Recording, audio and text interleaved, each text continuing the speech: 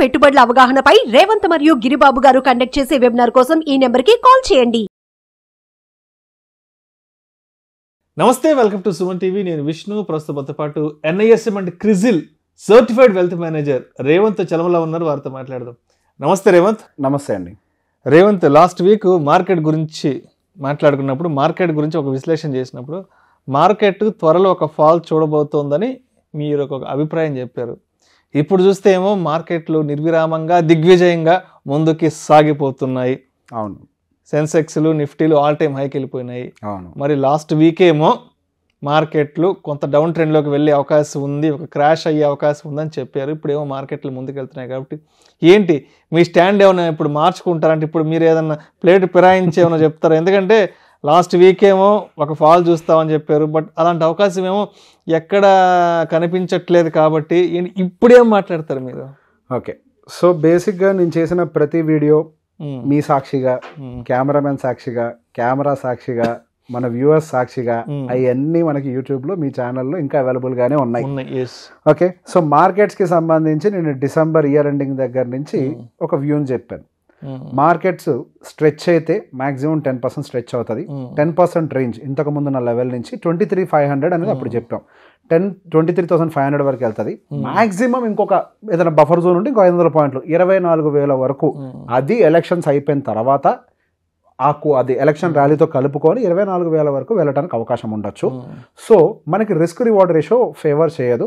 ఒకవేళ మార్కెట్ పైకి వెళ్తే 10%, ఒకవేళ ఏదైనా అనుకోంది కిందకి జరిగినట్లయితే కనుక -10% కూడా వెళ్తే 10-20 కూడా వెళ్ళొచ్చు, ఏదైనా జరగచ్చు. సో బేసిక్గా మీరు పెట్టుబడులు పెట్టేటప్పుడు ఈక్విటీ కంటే కూడా డెప్ట్ ఎక్స్పోజర్ పెట్టుకోండి. ఎంత వద్దన్నా 7% వస్తుంది. మీకు ఈక్విటీలో విత్ రిస్క్ 10 వస్తుంది, ఇక్కడ డెప్ట్లో వితౌట్ రిస్క్ 7 వస్తుంది.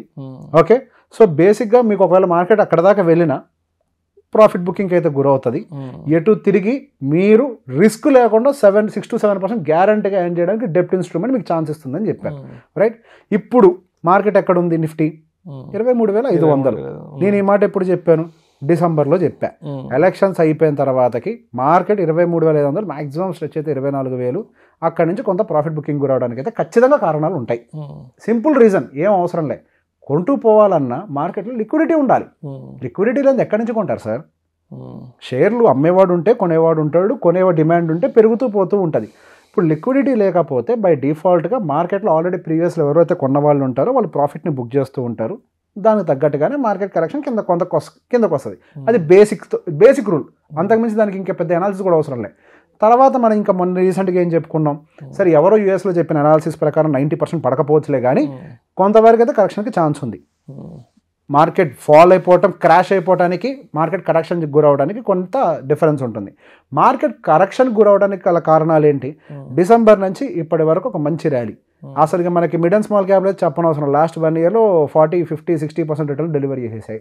అలానే కొన్ని సెక్టార్ బేస్డ్ అయితే 70-90% కూడా డెలివరీ చేసేసాయి. సో బేసిక్గా మార్కెట్ మళ్ళీ వాటి యొక్క వాల్యుయేషన్ ఫైండ్ అవుట్ చేసుకునే ప్రయత్నాలు చేస్తాయి. మార్కెట్ పైకి వెళ్ళాలి అని అంటే దాని బేస్ మీద నిలబడాలి. అది బేస్ ఇక్కడ పెట్టుకొని మార్కెట్ ఎక్కడో ఉంటే అది గాల్లో వేలాడుతున్నట్టు, గాల్లో వేలాడకూడదు. మార్కెట్ కూడా దానికి అనుకూలంగా బేస్ని బిల్డ్ చేసుకుంటూ వెళ్తూ ఉంటే ప్రైజెస్ కూడా పైకి వెళ్తాయి. అప్పుడు స్ట్రాంగ్గా ఉంటుంది. కిందకు వచ్చిన ఈ బేస్కి తగిలి మళ్ళీ పైకి వెళ్ళిపోద్ది. బేస్ ఇక్కడ ఉంటే మార్కెట్ ఇక్కడ ఉంటే ఇక్కడ దాకా రావాలి మళ్ళీ అది. సో ఇప్పుడు కరెంట్ ఉన్న సినారియో ప్రకారం మనకు జరిగినటువంటి మన వెబినార్లో కూడా క్లియర్గా మనం మిడ్ అండ్ స్మాల్ క్యాప్కి సంబంధించి వాటి యొక్క PE రేషియోస్ని కంపేర్ చేసి మరీ చెప్పాం. టోటల్ ఇండివిజువల్ స్టాక్ కాదు, సెక్టార్ వైజ్గా PE రేషియోస్ ఎట్లున్నా కూడా ఎక్స్ప్లెయిన్ చేసాం. వాటి యొక్క మీన్తో కంపేర్ చేస్తే, అంటే వాటి యొక్క యావరేజ్తో కంపేర్ చేస్తే ఎక్కడో 10th ఫ్లోర్లో ఉంది అది. సో హ్యూజ్ వాల్యుయేషన్లో ఉంది. ఒక్క బ్యాడ్ న్యూస్ వచ్చింది అని అంటే ఫస్ట్ ఏది పడుద్ది? ఇన్ని సంవత్సరాలుగా మీరు ఇంటర్వ్యూ చేస్తున్నారు కదా, ఏం లిస్టింగ్ చెప్పినా ఏం చెప్తారు? ఏదన్నా కరెక్షన్కి గురైతే ముందేది కరెక్షన్ గురవుద్ది? బాగా వాల్యుయేషన్ పెరిగిపోయింది, కరెక్షన్ గురవుద్ది. అదే కదా మనం కూడా చెప్పింది. ఇప్పుడు mid and small cap valuation ఎక్కువ ఉందా లేదా? డెఫినెట్గా ఎక్కువ ఉంది. అండ్ లార్జ్ క్యాప్కి సంబంధించి కూడా ఇంకొక మాట చెప్పాం. లార్జ్ క్యాప్ వాల్యుయేషన్ ఎక్కడ ఎక్స్ట్రీమ్గా లేదు, ఇన్లైన్గా ఉంది.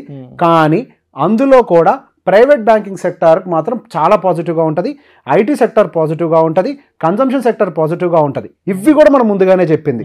మీరు రీసెంట్ ర్యాలీలో గమనిస్తే లాస్ట్ ఒక వారంలో నిఫ్టీ మూవ్మెంట్ ఏం లేదు. మీకు మూవ్మెంట్ ఎందులో ఉంది? IT sector and banking sector. ఆ బ్యాంకింగ్ సెక్టర్లో కూడా ఏది ర్యాలీ అయింది? Private banking sector, right?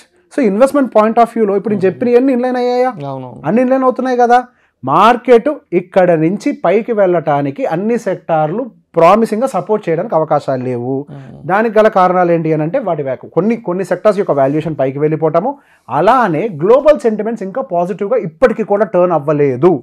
ఇంకా యాజ్ యూజువల్ ఎప్పుడు చెప్పినట్టుగానే యుద్ధ వాతావరణం ఇంకా పూర్తిగా సబ్సైడ్ కాలేదు. అండ్ క్రూడ్ ఆయిల్ ప్రైసెస్ పైకి వెళ్తున్నాయి. క్రూడ్ ఆయిల్ ప్రైసెస్ పైకి వెళ్ళినంత వరకు ఇన్ఫ్లేషన్ ఫియర్ అయితే కిందకి రాదు. అది సింపుల్ ఫండా కదా. క్రూడ్ ఆయిల్ ప్రైస్ పైకి వెళ్తే ట్రాన్స్పోర్టేషన్ కాస్టింగ్ పెరుగుతుంది. ట్రాన్స్పోర్టేషన్ కాస్టింగ్ పెరిగితే ఇన్ఫ్లేషన్ ఎట్లా కంట్రోల్ అవుద్ది? ఇన్ఫ్లేషన్ కంట్రోల్ కాకపోతే వడ్డీ రేట్లు ఎట్లా కిందకి తీసుకొస్తారు? వడ్డీ రేట్లు తగ్గకపోతే ఎకానమీ ఎట్లా బూస్ట్ అవుద్ది? ఇవన్నీ లాజికల్ పాయింట్స్, రైట్? ఇంతకు ముందు కూడా ఇంకో మాట చెప్పాము. యూఎస్లో కన్స్ట్రక్షన్ ఇండస్ట్రీ ఆల్మోస్ట్ డ్యామేజ్కి వచ్చింది. వాళ్ళు ఆల్రెడీ కన్స్ట్రక్షన్స్ ఆపేశారు. విపరీతమైన వడ్డీ రేట్లు, ఎక్కడో 2%కి తీసుకోవాల్సిన వడ్డీ రేట్లు ఇప్పుడు 6.5% తీసుకుంటున్నారు. అక్కడ ఎంత హ్యూజ్ డిఫరెన్స్ ఉంది. యూఎస్ ఇంతకుముందు 2% ఉండదు వాళ్ళ హౌస్ లోన్ తీసుకోవాలంటే, ఇప్పుడు 6.5%. కొనేవాళ్ళు కూడా ముందడిగేయాలంటే భయపడుతున్నారు. కన్స్ట్రక్షన్ చేసే వాళ్ళు కూడా కొనరేమని భయంతో కన్స్ట్రక్షన్ ఆపేశారు. ఎకనామిక్ స్లోడౌన్ జరిగిందా? కేవలం అందరూ స్టాక్ మార్కెట్లో ఉండేటువంటి గ్రాఫ్ పైకి వెళ్ళటం చూస్తున్నారులే కానీ రియల్ మార్కెట్లో ఎకనామిక్ స్లోడౌన్ గమనించట్లేదు. ఇప్పుడు తెలంగాణలో భూమి రేట్లు ఇక గత 6 నెలలు ఏంటి 6 నెలల నుంచి ఆ సంవత్సరం నుంచి ఆగిపోయినాయి. కొన్ని ప్రాంతాలు అయితే తగ్గుతున్నాయి, రైట్? సో బేసిక్గా ఎకనామిక్ స్లోడౌన్ అనేది స్లోగా స్టార్ట్ అవుతుంది కదా. ఇంతకు ముందు కొలబద్ద మన తెలంగాణ హైదరాబాద్ ఉండేది రియల్ ఎస్టేట్ కి, ఇండియా మొత్తానికి కొలబద్ద అయితే హైదరాబాద్ ఉండేది. ఇప్పుడు స్లో డౌన్ అయింది కదా. దానికి పొలిటికల్ రీజన్స్ మీరు అటాచ్ చేసుకోవచ్చు కాక మీకు అనుకూలంగా పొలిటికల్ రీజన్స్ పెట్టుకుంటారేమో కానీ యాక్చువల్గా ఎకానమీకి ఫండమెంటల్ రీజన్ ఉంటుంది.